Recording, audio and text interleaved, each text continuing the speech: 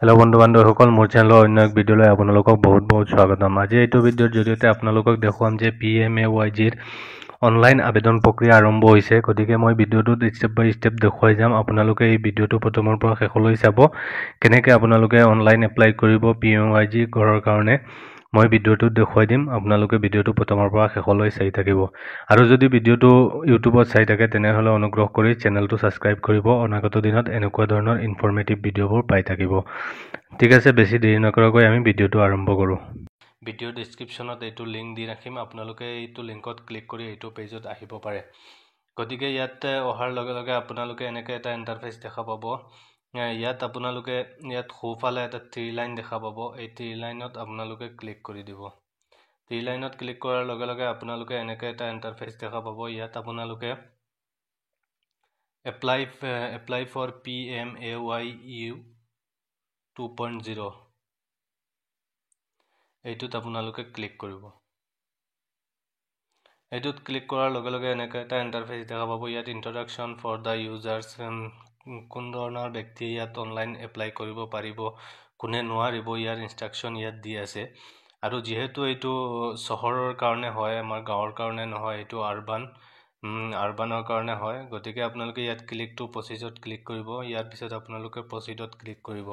প্ৰচিডত click কৰাৰ লগে লগে এনেকৈ ধৰণৰ এটা ইণ্টাৰফেচ দেখা পাব। ইয়াত আপোনালোকে দেখা পাব ইলিজিবিলিটি চেক। গতিকে ইয়াত হাউচ হোল্ড এনুৱেল ইনকাম, যাৰ কাৰণে আপোনালোকে ঘৰৰ কাৰণে এপ্লাই কৰিব, তাৰ এনুৱেল ইনকাম কিমান ইয়াত আপোনালোকে এণ্টাৰ কৰি দিব। ইয়াৰ পিছত ইয়াত লিখা আছে চিলেক্ট মিছন কম্পেক্ট। ইয়াত BLC আছে, AHP আছে, যাৰ যিটো আছে এইটো আপোনালোকে টিক লগাই দিব। ইয়াৰ পিছত ডু ইউ অন এ পাক্কা হাউচ এনিৱেৰ ইন ইণ্ডিয়া, আপোনালোকৰ কিবা পাক্কা ঘৰ আছে নেকি? যদি আছে তেনেহ'লে য়েছ দিব, যদি নাথাকে তেতিয়াহ'লে ন দিব। ইয়াৰ পিছত have you able to benefit under a housing scheme of central state government of 20 years, 20 বছৰত আপোনালোকে চেণ্ট্ৰেল গভৰ্ণমেণ্টৰ কিবা অনুদান আপোনালোকে পাই আছে নি? ইয়াত যদি পাই থাকে তেনেহ'লে য়েছ দিব, আৰু নহ'লে ন মাৰি ইয়াত এলিজিবিলিটি ইয়াৰ পিছত আপোনালোকে ইয়াত দেখা পাব কণ্টেণ্ট ফৰ আধাৰ অথেণ্টিকেশ্যন। ইয়াত যাৰ কাৰণে আপোনালোকে এপ্লাই কৰিব তাৰ নেইম এজ পাৰ আধাৰ। ইয়াত আধাৰ কাৰ্ডত যিটো আধাৰ কাৰ্ডৰ নাম্বাৰটো ইয়াত দিব।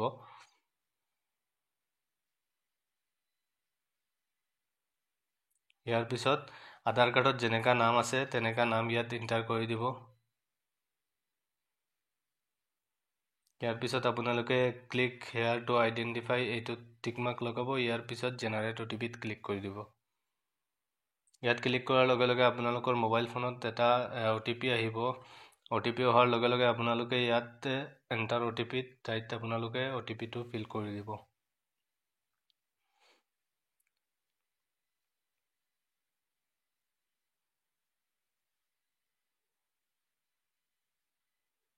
ইয়াৰ পিছত আপোনালোকে ছাবমিট বটনত ক্লিক কৰি দিব। ইয়াত ক্লিক কৰাৰ লগে লগে আপোনালোকৰ অৰিজিনেল ফৰ্মখন খোল খাই যাব। ইয়াত আপোনালোকে ষ্টেপ বাই ষ্টেপ একো ভুল নকৰাকৈ আপোনালোকে ইয়াত ফিল কৰিব।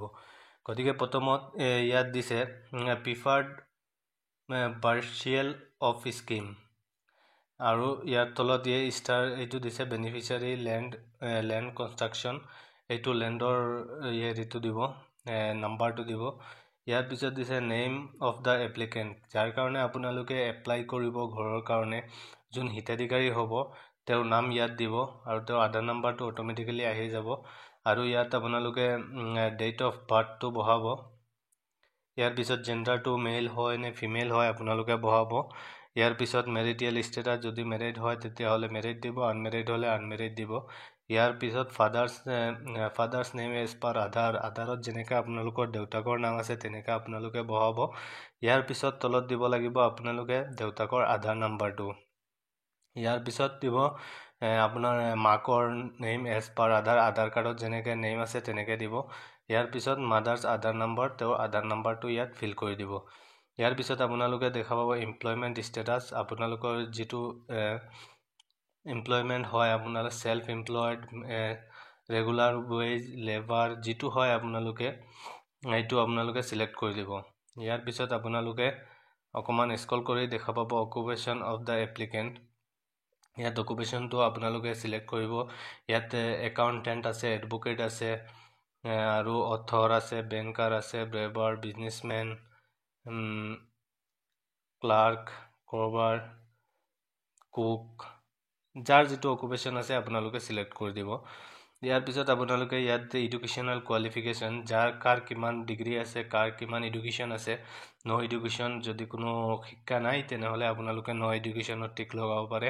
আৰু আছে up to matric, intermediate, bachelor, masters, যাৰ যিটো ডিগ্ৰী আছে আপোনালোকে ইয়াত য়েছ কৰি দিব। ইয়াৰ পিছত house hold category EWS, LIG আৰু MIG, এইটো আপোনাৰ যাৰ যিটো হয় এইটো টিক লগাব। ইয়াৰ পিছত ইয়াত দিছে whether as a family owns in house anywhere in ইণ্ডিয়াত, বেলেগ ক'ৰবাত যদি হেৰি থাকে, ফেমিলিৰ কোনো পাক্কা ঘৰ থাকে তাত যদি থাকে য়েছ দিব, আৰু যদি নাথাকে তেনেহ'লে ন দিব।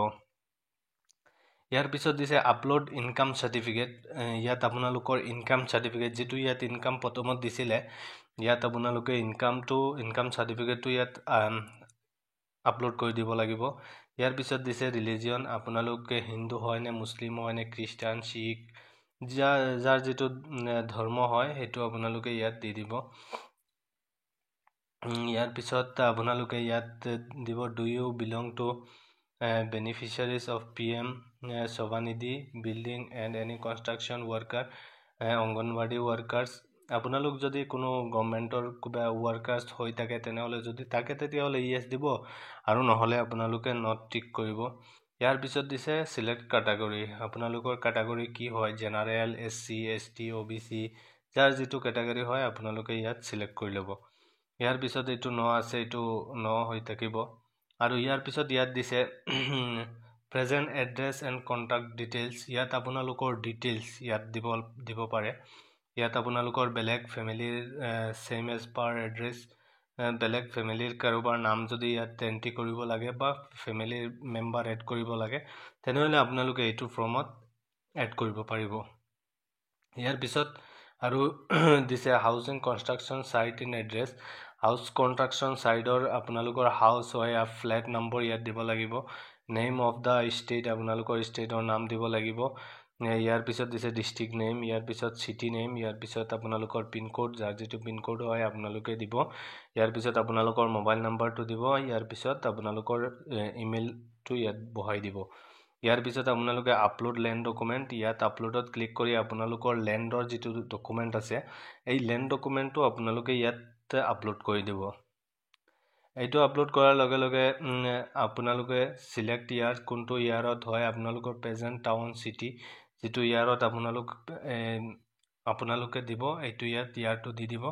আৰু ইয়াৰ পিছত দিছে প্ৰেজেণ্ট হাউচ অ'নাৰশ্বিপ, আপোনালোকৰ অ'নাৰশ্বিপ হাউচ ৰেণ্টত থাকে নে ওন আপোনাৰ নিজৰ, যিটো হয় আপোনালোকে ইয়াত টিক মাৰ্ক লগাই দিব।